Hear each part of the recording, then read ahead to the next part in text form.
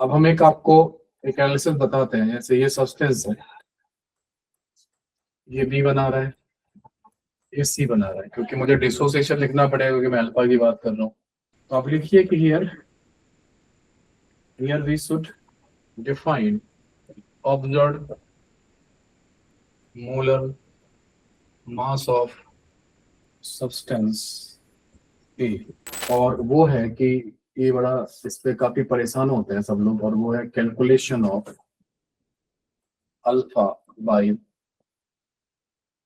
By vapour density method, है ना।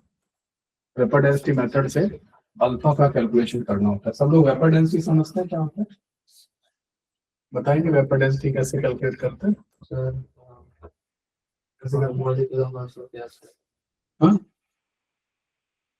Molecular mass molecular weight of gas हाँ bye like, ये किसके रिस्पेक्ट में है?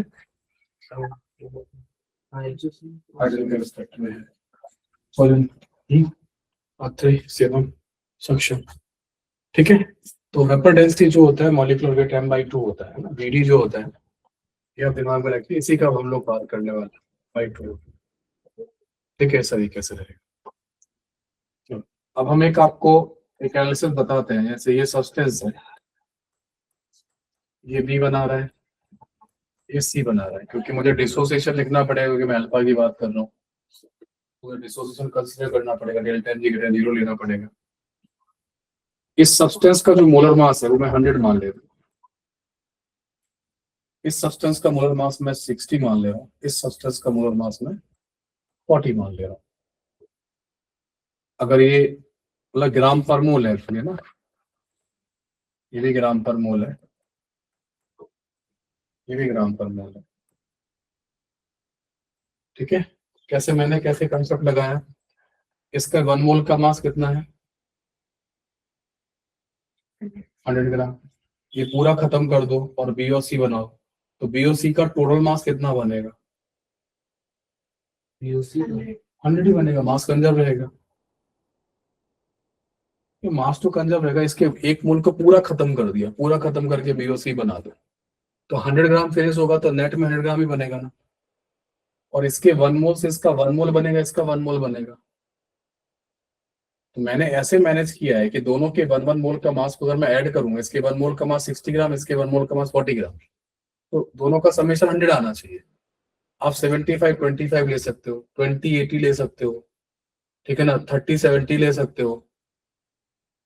फिर ऐसा मत कर देना कि इन दोनों के का मास का सम 100 से कम या 100 से ज्यादा कर दो, ये मत कर देना, because you should follow mass conservation. पहले बात ये समझ में आती है, ठीक है।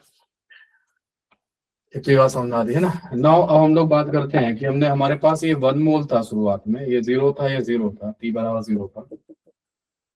अब ये जो है अल्फा की वैल्यू इसकी 0.2 मान लेते हैं। अल्फा क्या होता है? क्या होता है?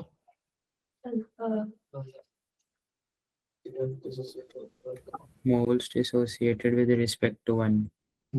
Moles dissociated with respect to 1 mole. कौन याद रखेगा? हाँ सर, आपको तो याद है, इसमें क्या नहीं सर, क्यों? आपको तो वैसे ही याद है, तो हम क्या करेंगे आप करके? तुम लोग भी बोला करो ना जाके घर पे, क्या करते हो ना, बाल मजदूरी कराई जा रही है, घर के काम कराए जा रहे हैं। कितना रेट कर जाएगा? ये 0.2, ये 0.2, ये 0.8 मोल बचेगा।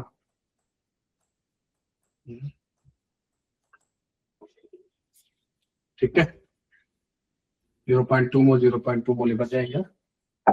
चलो, अगर मैं अब ये क्या हो गया, ये इक्विलिब्रियम अटेंड हो गया। मैंने कहा ना ये कितना डिसोसिएट हो रहा था, इक्विलिब्रियम को अटेंड करने के लिए ये इक्विलिब्रियम हो गया आपका ना, ये इक्विलिब्रियम हो गया।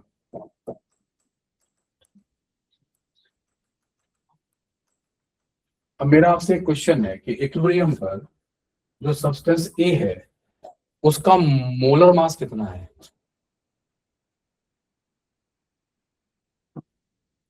सब्सटेंस ए का इक्विलिब्रियम पर मोलर मास कितना है? मोलर मास वही बता पाएगा जो मोलर मास समझता है। क्या होता है मोलर मास? सर अगर मोलर मतलब, मोलर मतलब मोलर से किस चीज की फील आती है? हाँ, 1 मोल की फील आती है।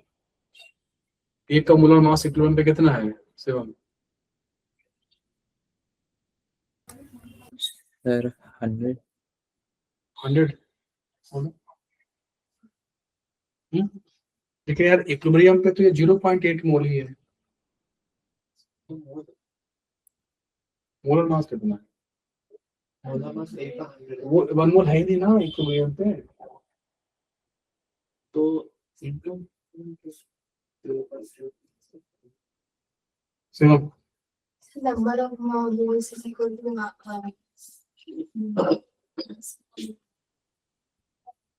मोलर मास कितना होगा बताओ? मोलिकुलर मास कितना होगा एक का इक्विलिब्रियम पे? अगर आप 100 बोल रहे हो तो मैं ये कह रहा हूँ कि ये 0.8 मोल है। 100 तो कैसे बता दोगे? 80 होगा। तो आप मोलर मास क्या होता है? एक मोल तो आप मुझे 0.8 मोल का मास क्यों बता रहे हो? 80 सर 0.8 इंटू 100 क्यों बता रहे हो? 0.8 मोल का मास में मोलर मास क्यों मान लूंगा? 1 मोल का मास 100 तो 0.8 मोल का मास 80। शिवम, सोजन, Yes, sir. 1 मोल का मास 80, 1 मोल का मास 100 तो 0.8 मोल का मास 80। तो मैं 0.8 मोल का मास फिर पूछ रहा हूँ, क्या आप मुझे 80 जवाब दे रहे हो? कितना डिसोशिएट हुआ? 0.2 मोल डिसोसिएट हुआ। तो 20 20 तो 0.2 मोल का मास बता दोगे? हाँ, 1 मोल का मास 100 ग्राम, तो 0.2 मोल का 20 ग्राम, तो आप मुझे 0.2 मोल का मास बता दोगे। मोलर मास में, मोलर मास में कितने मोल का मास बताना पड़ेगा? 1 मोल, बट 1 मोल तो है नहीं ना। तो आपकी क्या समस्या है कि आपको एक चीज पता नहीं है इसलिए आप गड़बड़ कर रहे हो। अभी तक जो आपको मोलर मास बताए गए हैं वो थ्योरेटिकल मोलर मासेस बताए गए हैं, ठीक है? जैसे कि आपसे कहा जाए कि ये अमोनिया का मॉलिक्यूलर मास बताओ, तो आप क्या करोगे? 14 प्लस 17 कर दोगे। ये जो आप एटॉमिक मासेस ऐड करके मोलर मास निकालते हो, इसको हम थ्योरेटिकल मोलर मास कहते हैं। ये तब होता है, इसमें कंडीशन छिपी रहती है कि ये सब्सटेंस ना तो इस समय डिसोसिएट होगा ना एसोसिएट होगा, वो ऐसे ही पड़ा हुआ है। जब तब आप मोलर मास में, अगर डिसोसिएट होता है तो हम लोग एक नया मोलर मास डिफाइन करते हैं, ऑब्जर्व्ड मोलर मास, एक्सपेरिमेंटल मोलर मास। डिसोसिएशन में वो कम हो जाता है और एसोसिएशन डाइमर ट्राइमर जब बनाते हैं ना तो बढ़ने लगता है, पार्टिकल आपस में जुड़ने लगते हैं, भारी होने लगता है। तो भारी होगा तो मोलर मास बढ़ जाता है, टूटता है तो मोलर मास घट जाता है। तो जब डिकम्पोजिशन होगा तो जो ऑब्जर्व्ड मोलर मास होगा, जो रियल मोलर मास होगा, वो थ्योरेटिकल से कम होगा। जब एसोसिएशन होगा, डाइमर ट्राइमर टेट्रामर पॉलीमर बनेंगे, तो जो ऑब्जर्व्ड मोलर मास होगा वो आपके थ्योरेटिकल मोलर मास से ज्यादा हो जाता है। तो आज के बाद आप ये समझ लीजिए, केमिस्ट्री में, साइंस में 2 तरीके के मोलर मासेस होते हैं, एक ऑब्जर्व्ड और एक थ्योरेटिकल या कैलकुलेटेड, ठीक है? ऑब्जर्व्ड और एक्सपेरिमेंटल क्या होता है, कब होता है? जब सब्सटेंस मतलब डिसोसिएट हुआ होता है या डिकम्पोज हुआ होता है या एसोसिएट हुआ होता है। अगर डिकम्पोज और नहीं हो रहा है और एसोसिएट नहीं हो रहा है तो ऑब्जर्व्ड और थ्योरेटिकल दोनों बराबर ही आएंगे, ठीक है? ठीक है, तो हमें क्या करना है, क्योंकि ये डिकम्पोज कर गया है तो we should define the observed molar mass. तो आप लिखिए कि here we should define observed molar mass of substance A।